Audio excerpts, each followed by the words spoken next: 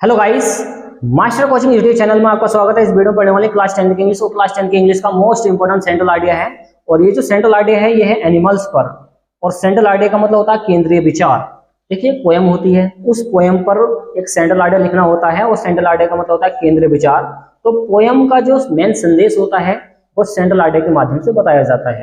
तो वो कैसे पता चलेगा आपको? इसके सेंट्रल आइडिया के ट्रांसलेशन है इंग्लिश टू हिंदी में। देखिए कैसे ट्रांसलेशन करते हैं इसका हम।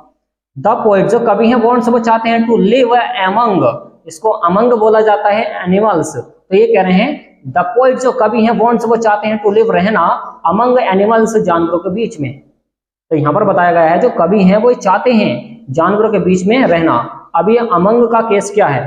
देखिए, अगर दो से ज्यादा के बीच की बात है तो अमंग का यूज करते हैं। तो यहाँ पर एनिमल्स का मतलब है कई सारे जानवर हैं, मतलब दो से ज्यादा हैं, तो अमंग का यूज किया गया है। तो वो जानवरों को बीच में रहना चाहते हैं। अमंग का मतलब भी बीच में होता है और वेडविन का मतलब भी बीच में होता है। अगर दो के बीच की बात है तो वेडविन का यूज करेंगे और दो से ज्यादा के बीच की बात है तो अमंग का यूज करते हैं। तो जो कवि हैं वो ये चाहते हैं कि वो जानवरों के बीच में रहें और एक्सपीरियंस करें उनके बीच रहकर। और आगे क्या बताया वो देखें। एंड और एक्सपीरियंस और अनुभव लें। क्या करें? अनुभव लें। अलाइव, एक जिंदगी का, वेयर, जहां, अब बताएंगे जहां, नो वन कंप्लेन्स, जहां पर कोई शिकायत ना हो, जहां पर कोई शिकायत ना करे एक दूसरे से, कोई कंप्लेन्स ना करे, वो ऐसी जगह रहना चाहते हैं। एंड और वेयर दे आर फ्री, जहां पर वे फ्री हो, आजाद हो, ऑफ सिंस, किनसे? पापों से। सिंस होते हैं पाप, याद रखना क्या होता है? पाप। एंड सोरो, दुख से।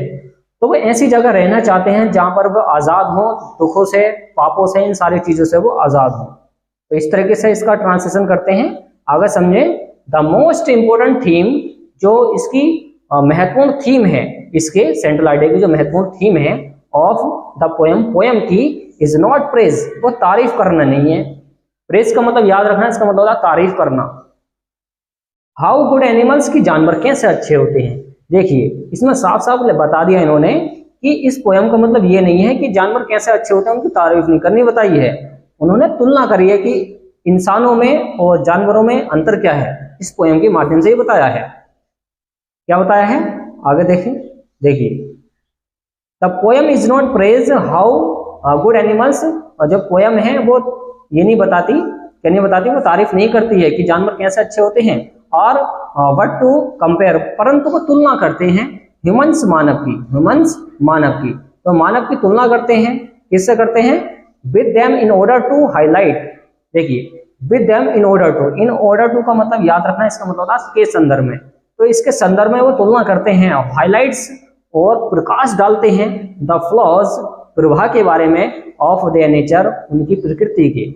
तो जैसे ह्यूमन होते हैं, इंसान होते हैं, और जैसे एनिमल्स होते हैं, जानवर होते हैं, उनके प्राकृतिक नेचर के बारे में वो हाईलाइट करते हैं, प्रकाश डालते हैं, उनके बारे में बताते हैं कि जानवर और इंसानों में क्या अंतर है।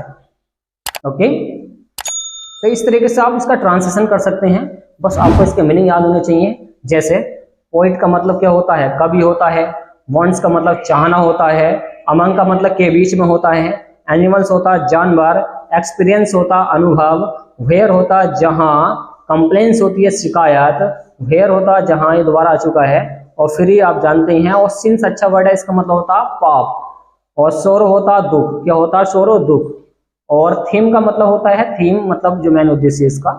पोयम, इसको पोम भी कहा जाता है, याद रखना, पोयम को पोम भी पढ़ा जाता है, पोम। प्रेज अच्छा वर्ड है, इसका मतलब होता है तारीफ करना, प्रशंसा करना। और एनिमल्स आप जानती हैं जानवर होते हैं। कंपेयर अच्छा वर्ड आया है, इसमें मतलब होता है तुलना करना, कंपेयर करना, तुलना करना। और हाँ, ये जो ह्यूमंस है इसको बोलेंगे ह्यूमंस, इसका मतलब होता है मानव या इंसान। और इन ऑर्डर टू पूरा चलता है, इसका मतलब होता है के संदर्भ में। और हाईलाइट का मतलब होता है प्रकाश डालना किसी भी चीज पे। फ्लॉज का मतलब होता है फ्लॉ। देखिए, फ्लो जो होता है प्रभाव होता है, फ्लॉज कर रखा है। ऑफ देयर नेचर, प्रकृति। देखिए, नेचर क्या होता है? प्रकृति। तो ये सारे के सारे आपके मीनिंग इसके याद होने चाहिए। और हम इसको करते हैं क्लीन। आप इसका स्क्रीनशॉट भी ले सकते हैं। ओके, देखिए, तो उम्मीद है आपको ये वीडियो पसंद आएगी। वीडियो को लाइक एंड शेयर कीजिए, चैनल को सब्सक्राइब कीजिए। Thanks for watching guys.